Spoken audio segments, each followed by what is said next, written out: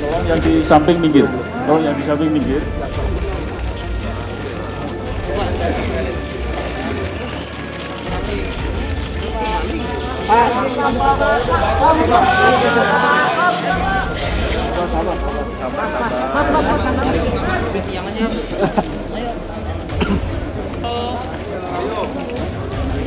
Ini adegan yang saya lihat adalah ketika anak AG mengirim WA kepada korban dan memberitahu dia sudah ada di lokasi di mana korban berada dengan menunjukkan foto kartu pelajar.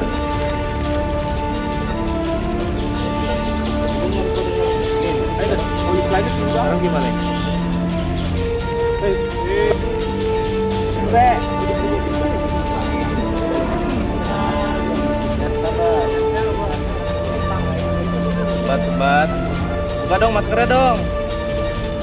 Partai sama gue aja yuk. Korban menjawab, enggak Den. Kemudian MDS bertanya lagi, kenapa? Kata korban, enggak sepadan lah. Kata tersangka, lah ini gue buncit nih. Yaitu adegan ketika korban disuruh push up sebanyak 50 kali oleh tersangka MDS, disaksikan oleh tersangka atau kedua tersangka.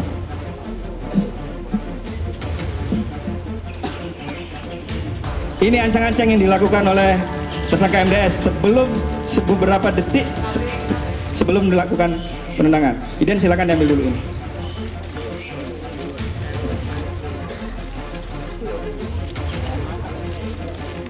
Kanan. Ya, seperti ini. Didahului dengan ancang-ancang tadi mengayunkan kaki ke belakang.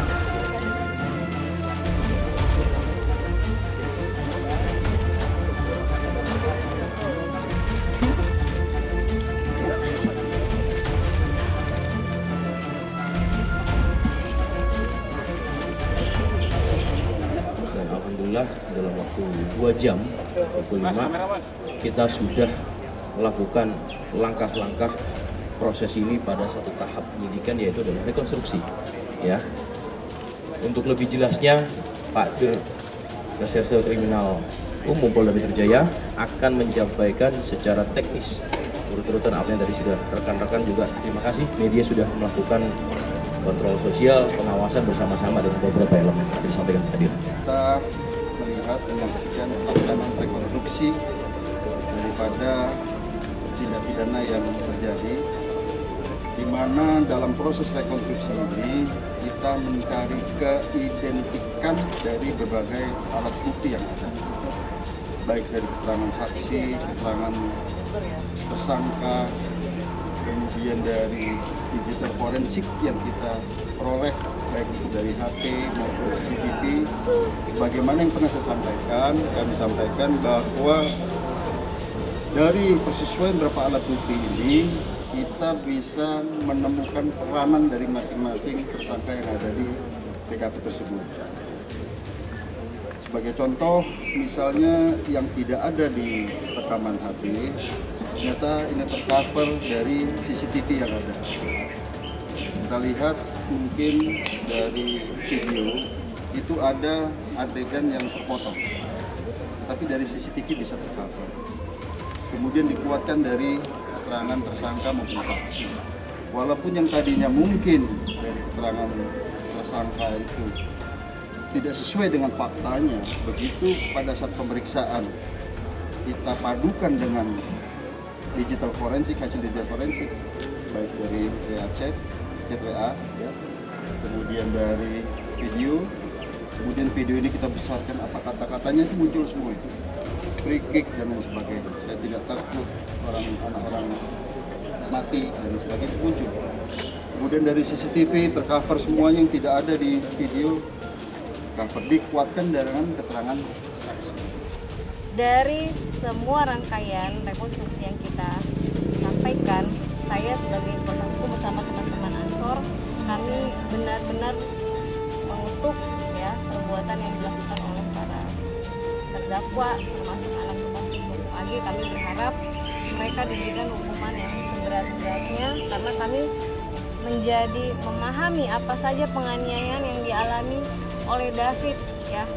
Dari push up disuruh lagi sikap tobat, push up lagi sikap tobat, ditendang berkali-kali.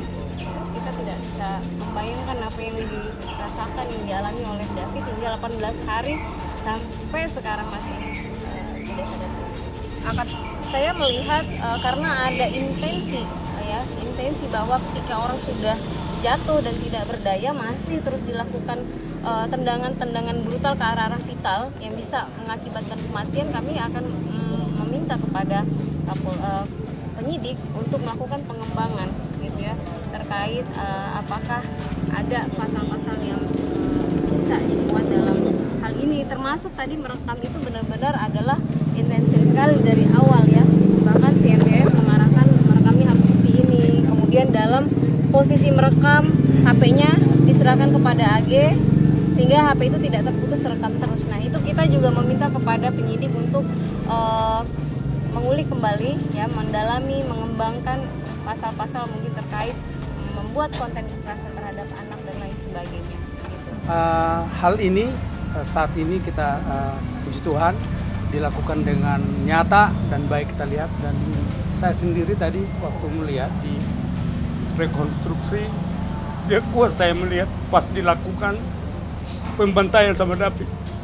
Di awal saya sudah bilang, saya tahu berita bahwa David ini teraniaya, anak saya terikut, ada apa ini dengan anakku? Kan bilang. Di awal pun di rumah sakit, saya kejar rumah sakit Permata Hijau mau jenguk, kayak apa perbuatan si M ini buat David apa? Nah saya tanya anak saya tidak ada melakukan apa-apa, tenang ayah, jangan panik ayah. Saya hanya diminta untuk saksi di awal itu. Tapi karena tadi pun saya lihat saya menangis. Bayangkan David terbaring di rumah sakit begitu lama sampai detik ini belum sempurna. Tapi saya berbangga kepada Eulihim bahwa David ini doa-doa kita semua. Saya kira ya, doa-doa kita semua ada perbaikan-perbaikan secara perlahan. Umumnya udah baik ya rekonstruksi tadi seperti yang saya katakan itu, tapi kami keberatan bahwa klaim kami dikatakan sebagai provokator. Dia bukan provokator. Tadi juga kami sudah baca BAP, baik BAP saksi maupun sebagai tersangka, bahwa Sen itu tidak pernah dia mengucapkan, ada kata-kata dia mengucapkan free kick. Sejauh yang kami lihat, kami juga sudah mempunyai videonya. Jadi kami itu aja yang kami keberatannya dari tim kuasa hukum. Apapun itu ya pasti harus berlaku sesuai dengan hukum yang berlaku aja. Apapun tindakannya gitu. Jadi ya mereka dia harus bertanggung jawab atas apa yang dia lakukan sih. Ya. Jadi pada hari ini sebagaimana yang rekan-rekan ketahui,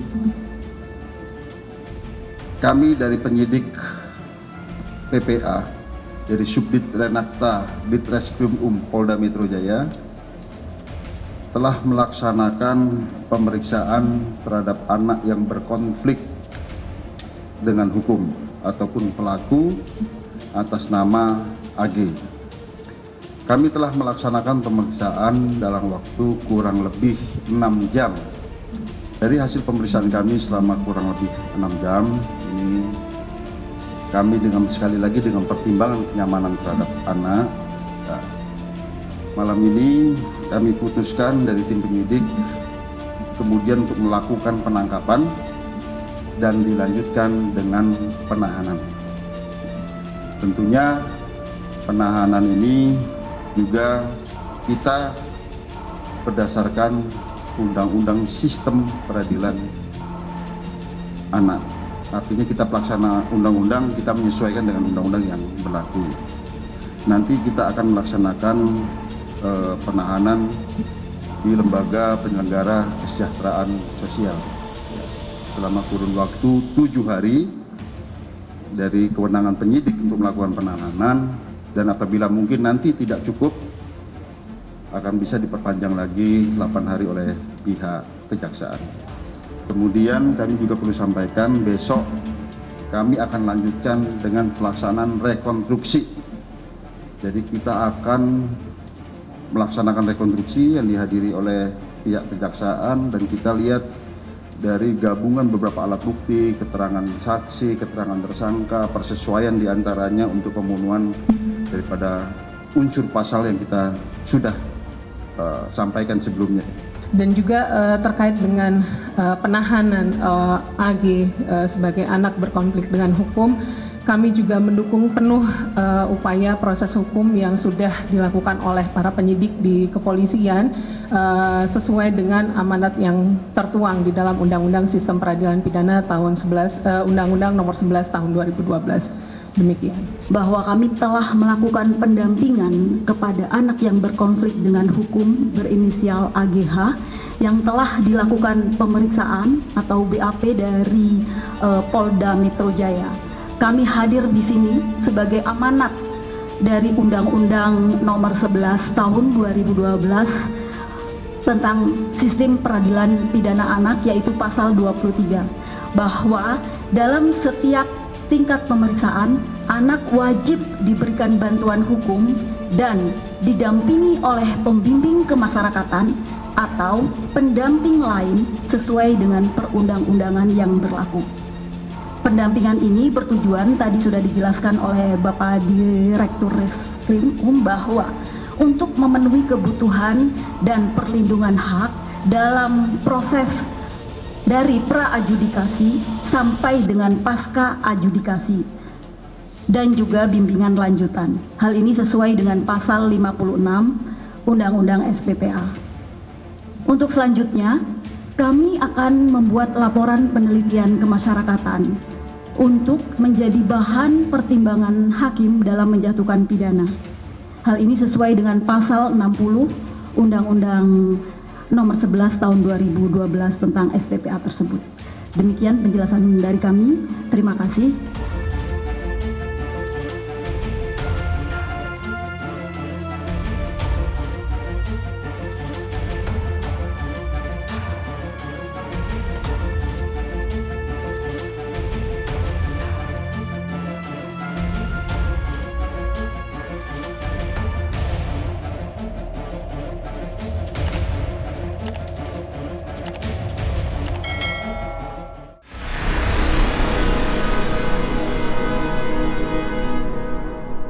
Jadi jangan lupa untuk subscribe Cumi Cumi.